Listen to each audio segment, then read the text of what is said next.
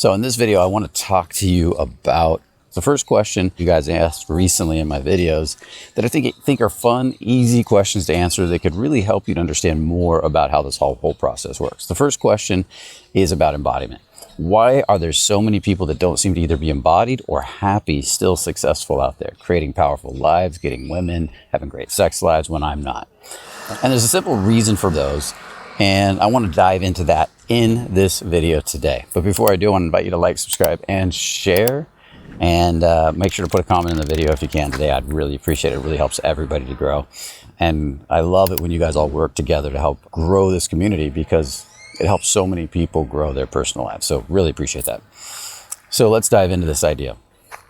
Why are there so many people that don't seem to be embodied that are successful out there?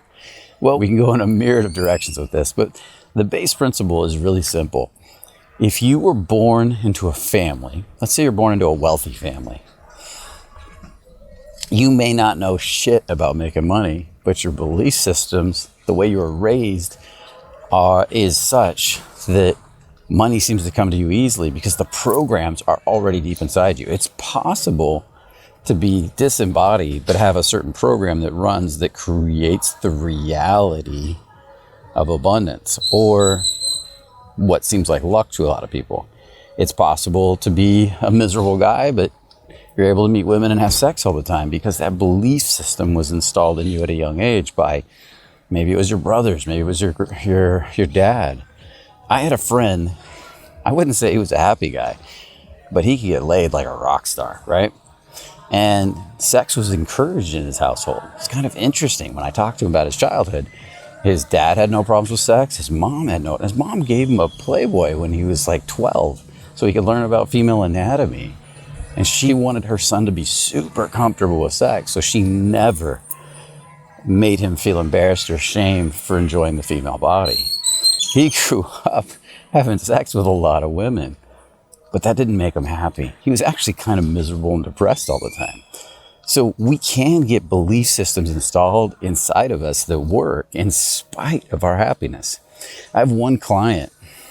He's here with me now. We're doing some work this week as he's in my embodiment class. And he was miserable his whole life.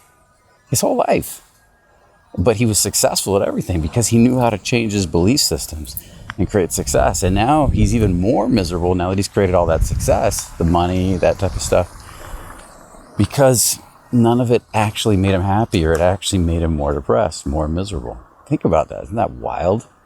I had another friend who was really good with women, and he can get laid like a rock star. He was one of the first naturals I ever lived with, but he couldn't make money to save his life. Anything he did to make money didn't work. And sometimes we get locked in these patterns, these ways of being. And what I mean by this is a very important piece, is let's say you've got a really bad belief system around women, around dating, around meeting women, and you want to change it. But it just doesn't change no matter what.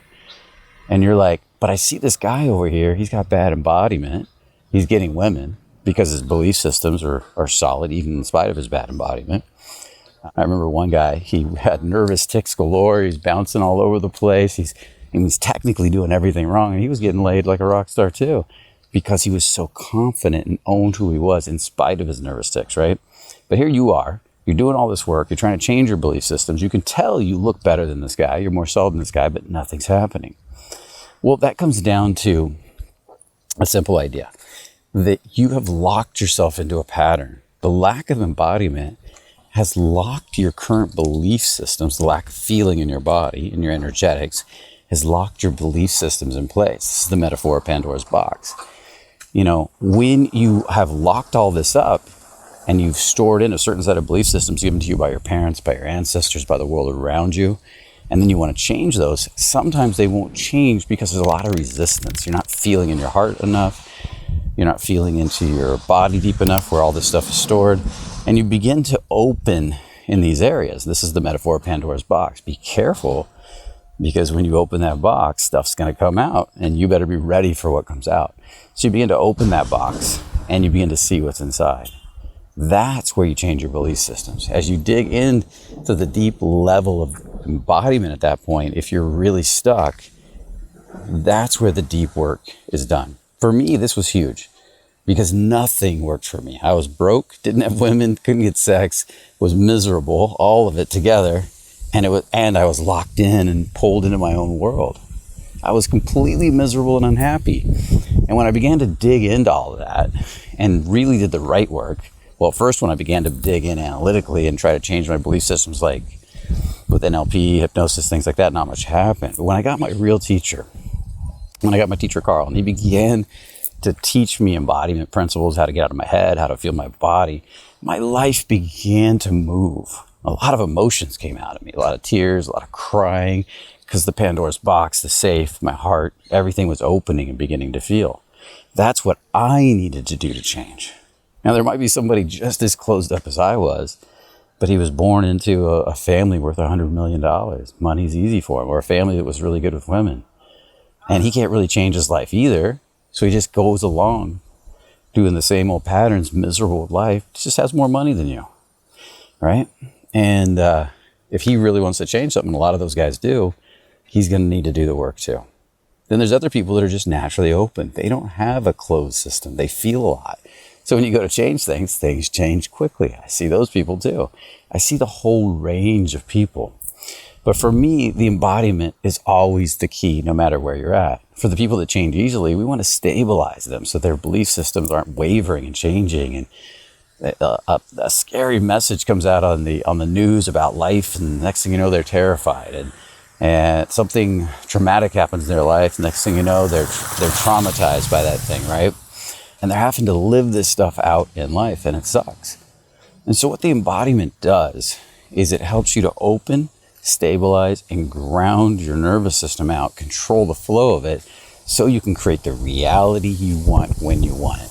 And you can stabilize that reality so you're not controlled by the environment at large, okay? So that's really it. That's what it comes down to. Now, the bigger piece of the puzzle, bigger than the women, bigger than the money, bigger than the goals themselves, is that with the embodiment, if done properly, you begin to learn to be happy. You begin to learn to really love life and really let life flow through you, really be authentic and real with life, living at the top of the emotional scale for the most part, and life begins to take off for you. And that is absolutely amazing, and that is absolutely powerful if you think about it. And that's what we're really after in life. If you're just after goals and you get one goal after another, but you haven't fixed this piece, you're going to become really unhappy. You're going to become basically miserable.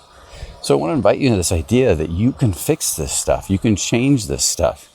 You can grow this stuff.